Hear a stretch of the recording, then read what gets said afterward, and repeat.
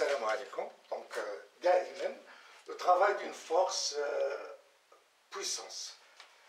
Donc, travail d'une force constante exercée sur un solide en translation. Donc, on a vu 3 vidéos sur Grand 1.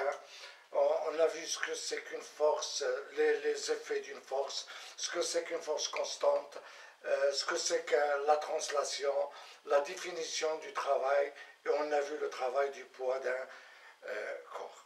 Là, on commence un exercice d'application dans cette vidéo, et la prochaine vidéo aussi, on va faire l'exercice d'application numéro 2. Donc, exercice d'application numéro 1. On fait monter un solide S suivant la ligne de plus grande pente d'un plan incliné d'un angle alpha égal à 30 degrés par rapport à l'horizontale, sous l'action d'une force F d'intensité F est égale à 3 newtons. Voilà. Donc on a un solide S et on le fait monter suivant la ligne de plus grande pente d'un plan incliné par rapport à un angle alpha, incliné d'un angle alpha par rapport à l'horizontale. Bon, ce que c'est que la ligne de plus grande pente, donc j'ai là une pente, voilà, qui est un plan incliné par rapport à l'horizontale. Donc je peux tracer cette droite, je peux tracer celle-là et celle-là. Donc quelle est la droite de plus grande pente? Eh bien c'est cette droite. C'est la droite de plus grande pente. Voilà, donc on fait monter un solide S suivant la ligne de plus grande pente d'un plan incliné d'un angle alpha est égal à 30 degrés par rapport à l'horizontale, sous l'action d'une force F d'intensité F est égale à 3 newtons. La force F fait un angle bêta est égal à 20 degrés avec le plan incliné et la masse du solide M est égale à 400 grammes. Première question. Calculer le bilan des le bilan des forces exercées sur le solide. Deuxième question, calculer le travail de la force F entre A et B.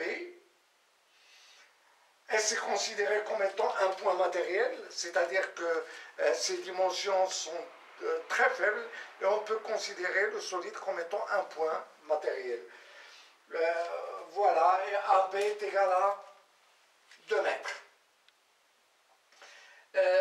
Troisième question, calculer la nature du poids, calculer le travail du poids P de S entre A et B. Quelle est sa nature? Quatrième question, le travail de la force R, calculer le travail de la force R exercé par le plan incliné sur S, sachant que son mouvement, le mouvement de S, est rectiligne uniforme. Quelle est la nature de ce travail? Voilà, on commence par petit 1. Donc vous faites pause, voilà. Essayez de trouver la solution, puis après vous retournez à la vidéo pour voir la solution. Donc première question, faire le bilan des forces exercées sur le solide. Donc le solide, il est soumis à combien de forces? Il est soumis à l'action de la force F, et quoi encore? À son poids, et la force exercée par le plan incliné. Donc bilan des forces.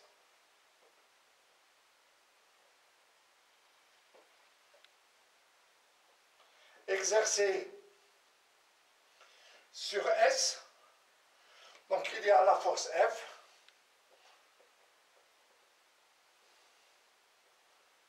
le poids P, et quoi encore? Et la force exercée, la force qu'on va appeler R, exercée par le plan incliné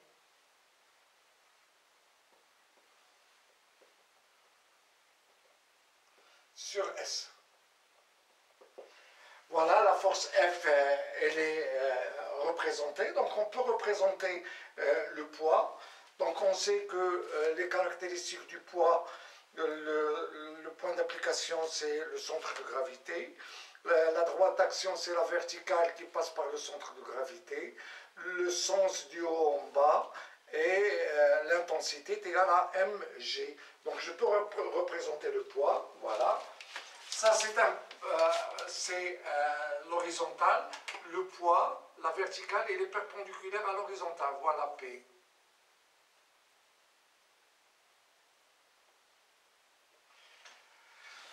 Voilà P et voilà, voilà sa direction et la verticale qui passe par le centre de gravité. R, puisqu'on ne sait pas la nature du mouvement, est-ce que le mouvement se fait avec frottement ou sans frottement, donc on ne peut pas représenter R. Bon, on sait que si le mouvement se fait sans frottement, R est perpendiculaire au plan incliné.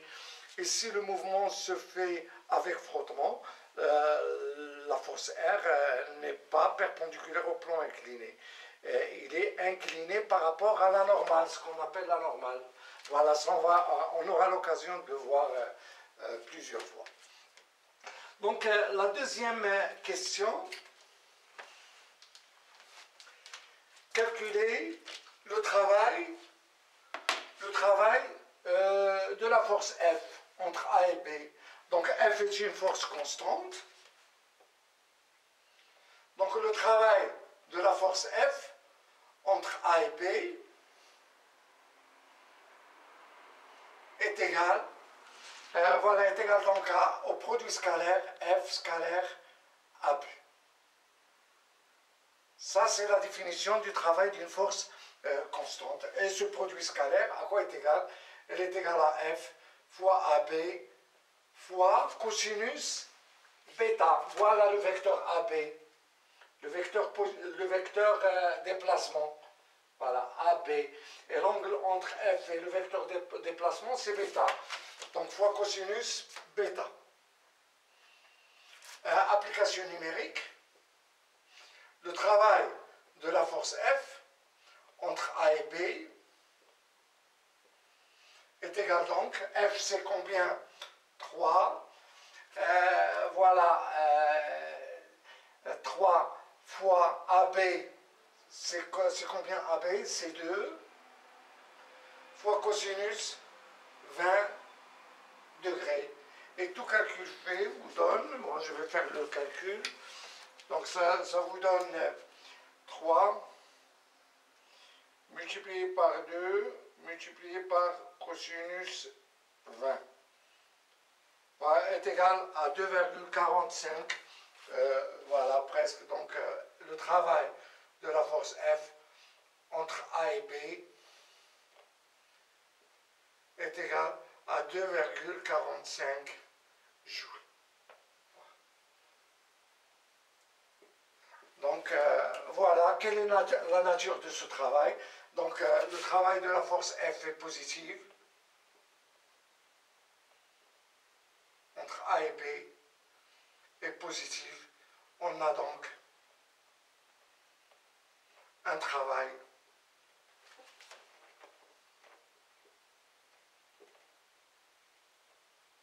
moteur. Voilà, un travail moteur. Voilà. Ça, c'est le travail de la force F. Troisième question, calculer le travail du poids P de S entre A et B. Quelle est sa nature? Donc le travail du poids P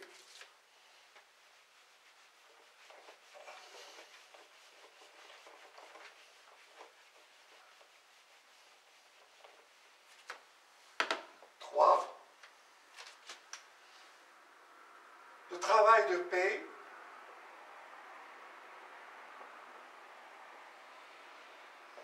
donc la vidéo précédente on a vu le travail du poids P. Donc qu'est-ce qu'on voilà, le solide monte de A à B, donc le travail du poids P est résistant. Donc puisque le solide voilà, monte de A à B, on fait monter le solide de A vers B. Donc le travail du poids P, à quoi est égal? Est égal à moins mg h, tout simplement. H, c'est la différence de hauteur entre A et B. Et la différence de hauteur entre A et B, voilà, c'est C'est ça.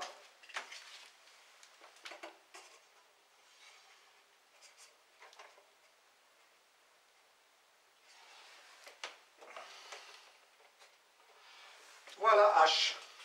Ah, c'est ça. Voilà, c'est la hauteur voilà, de ce plan horizontal. Et la hauteur de B, A, c'est la différence de hauteur. Donc, il suffit de trouver H. On a M, on a G. Il suffit de trouver H. Comment trouver H? On a l'angle alpha, on a AB. Et il suffit de calculer le sinus de l'angle alpha.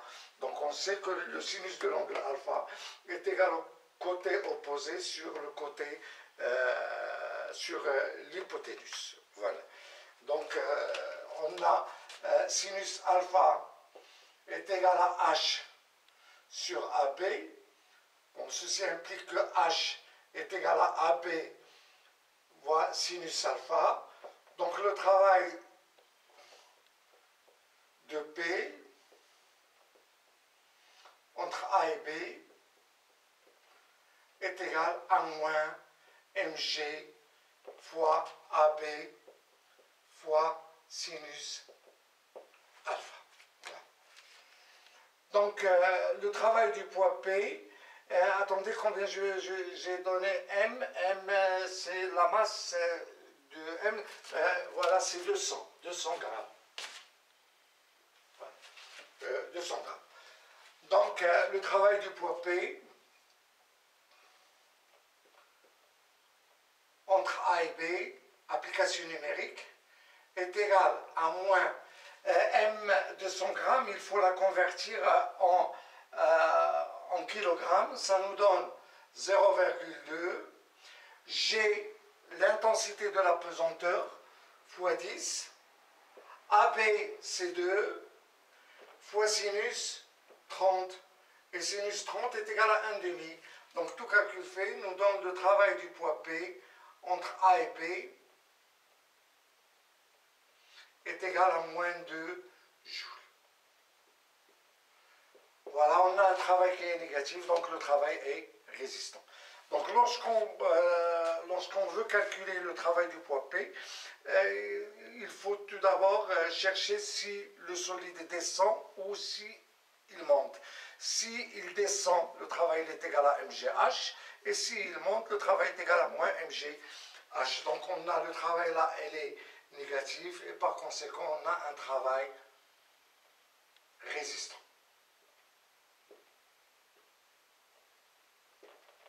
Voilà. Ça, c'est pour le travail du poids P. La troisième question, ou bien la quatrième question, calculer le travail de la force R exercée par le plan incliné sur S, sachant que son mouvement est rectiligne uniforme.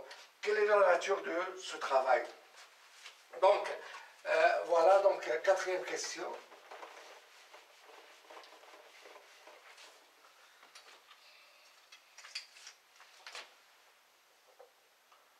Quatrième question, le travail de R entre A et B. Voilà. On ne vous a pas donné l'intensité de la force R, elle n'est pas donnée. Tout ce qu'on sait, c'est AB. Mais il y a là une condition. La condition qui est donnée, c'est que le mouvement de S est un mouvement qui est rectiligne uniforme. Donc si le mouvement est rectiligne uniforme, donc il y a un principe que vous avez vu l'année dernière, c'est le principe de l'inertie. Donc si un solide est soumis à l'action de plusieurs forces, telles que la somme vectorielle des forces est égale au vecteur nul, ça veut dire que voilà, le système est isolé, on dit isolé entre guillemets, la somme des forces vectorielles est égale au vecteur nul. Donc qu'est-ce qu'on a? Le vecteur vitesse de son centre de gravité est constant. Voilà, ça veut dire que le solide, il est soit au repos, et il reste toujours au repos, et s'il est en mouvement, le mouvement est rectiligne, le mouvement de son centre d'inertie est un mouvement rectiligne uniforme. Inversement, Si on constate que le mouvement du centre d'inertie d'un solide est un mouvement rectiligne uniforme, ou s'il est au repos, la somme vectorielle des forces est égale au vecteur nul. Donc d'après le principe de l'inertie. Donc d'après le principe de l'inertie, puisque le mouvement du solide de S est rectiligne uniforme,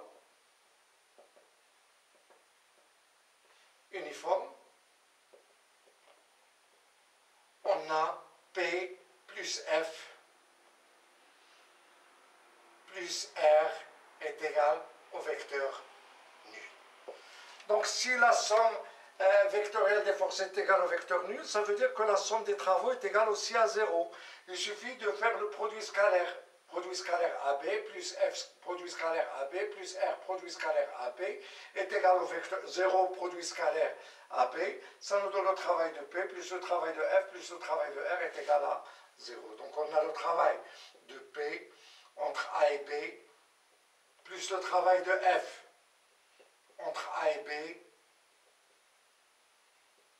plus le travail de R entre A et B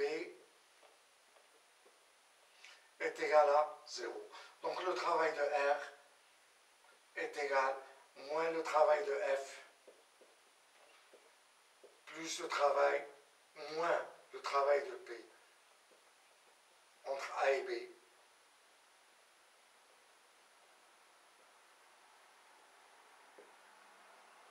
Donc le travail de R est égal, le travail de F, on l'a vu, c'est 2,45, moins le travail de P, c'est moins 2, ça nous donne moins 0,45 joules.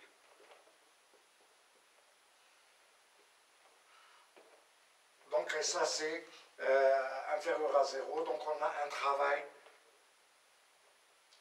résistant. Voilà. Si on a un travail résistant, ça veut dire que la force R est une force résistante. Voilà. Et ça, c'est ce qu'on va voir dans une prochaine vidéo. Pourquoi le travail de R est résistant? Parce qu'il y a des frottements. Et on va voir c'est quoi le travail des forces des frottements. Et à bientôt.